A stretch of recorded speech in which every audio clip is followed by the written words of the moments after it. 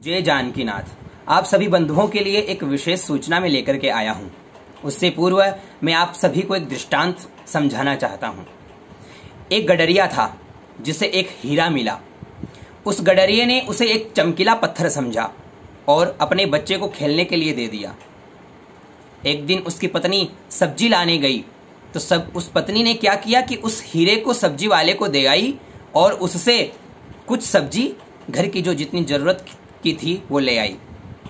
सब्जी वाले ने क्या किया कि मूली के बीज के बदले एक पंसारी की दुकान पे उस पत्थर को दे आया। अब उस पंसारी की दुकान से एक सर्राफ ने देखा। उस सर्राफ ने केवल अपनी दुकान की शोभा बढ़ाना ही केवल एकमात्र प्रयोजन समझा और उसने उससे वो 1 रुपए में खरीद लिया। 1 रुपए में खरीद करके उसने अपनी दुकान की केवल शोभा बढ़ाई और उसने अपनी दुकान पर पे ले जाकर के उसको रख दिया। लेकिन उस सर्राफ की दुकान पर जब एक जौहरी पहुंचता है, उस जौहरी ने जब जैसे ही उस पत्थर को देखा, उस हीरे को देखा, तो देखते ही उसे उसकी कीमत और उसका जो महत्व था उसे तो ज्ञात था। उसने तुरंत उससे सौदा किया कि तुमने कितने रुपए में इसे खरीदा है। उसने कहा मैंने 1 रुपए में खरीदा है, बड़ा अच्छा पत्थर है। उसने कहा मैं तुझे 10 रुपए देता हूं, तू ये मुझे दे दे। सर्राफ ने समझा, अरे वाह, क्यों नहीं, अरे जरूर। और उसने तुरंत उसे 10 रुपए में प्रदान कर दिया। उस जौहरी ने क्या किया, उस जौहरी ने उस चमकीले पत्थर यानी उस हीरे को लेकर के अपनी दुकान पे गया और बड़ा अच्छा और सुंदर मुकुट बनाया। मुकुट बना करके उसने अपने जो बादशाह है, अपने जो राजा थे, उनको उसने भेंट किया। राजा उस हीरे जड़ित मुकुट से बड़े प्रसन्न हुए और उन्होंने उस हीरे जड़े मुकुट से जब प्रसन्न हुए तो उन्होंने उसे कई लाख स्वर्ण मुद्राएं उसे भेंट की। अब ये महत्व यहाँ पे मैं ये समझाना चाहता हूं कि वो हीरा एक गडरिये को मिला, गडरिये से एक सब्जी वाले को मिला, सब्जी वाले से एक पंसारी को और पंसारी से सर्राफ को, लेकिन इन चारों ने ही उसका पूर्ण लाभ प्राप्त नहीं कर सके। क्यों? क्योंकि वो उसके महत्व को नहीं जानते थे, उसके महत्व को नहीं जानते थे। लेकिन जब एक जौहरी उसे देखता है तो वो तुरंत उसके महत्व को और उसकी जो महिमा थी उसे जान जाता है और वह उसका पूर्ण लाभ ले पाता है, कई लाख स्वर्ण मुद्राएं।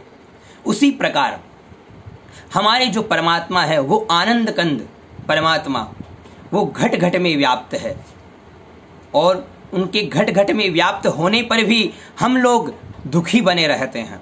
क्यों? क्योंकि हम उस परमात्मा को नहीं जान पाते, उस परमात्मा को नहीं पहचान पाते।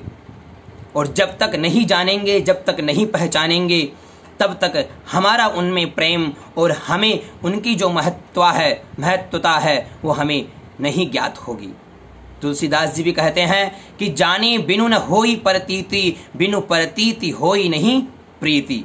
जाने बिना हमें कोई प्रेम, उसकी जो महत्ता है वो हमें नहीं ज्ञात होती।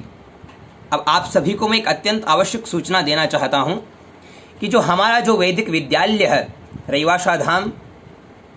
रैवासा धाम जानकीनाथ बड़ा मंदिर वैदिक वेद विद्यालय, जो रैवासा धाम में कई वर्षों से यहाँ पर वैदिक बटकों की सेवा में लगा हुआ है, जो निरंतर इस गति से चल रहा है। और यहाँ पर सभी वैदिक बटकों को सांगोपांग विधि के द्वारा वेद और वेदांगों की शिक्षा प्रदान की जाती है।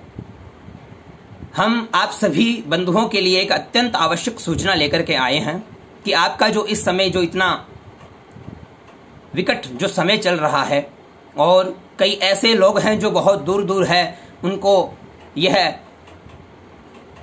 उपलब्धता प्राप्त नहीं हो पाती, उनके लिए ये एक अत्यंत आवश्यक सूचना है कि जो भी बंधु ऑनलाइन या परोक्ष या अपरोक्ष जैसे भी वो हमसे जुड़ करके वेद के साथ कर्मकांड इत्यादि एवं भागवत, इन सभी का जो भी ज्ञान लेना चाहता है, जो भी सांगोपांग विधि के द्वारा इन्हें सीखना चाहता है, वो हमसे शीघ्र से अतिशीघ्र हमसे संपर्क करें और उनकी जो भी मनोकामनाएं हैं वो हम पूर्ण करेंगे। जो भी उनकी इच्छाएं हैं वो हम जहां तक हो सके उनका सहयोग करके उन्हें सांगोपांग विधि के द्वारा हमारा यह प्रयास रहेगा कि उन्हें एक अच्छी उपलब्धता प्राप्त हो। जय जानकीनाथ।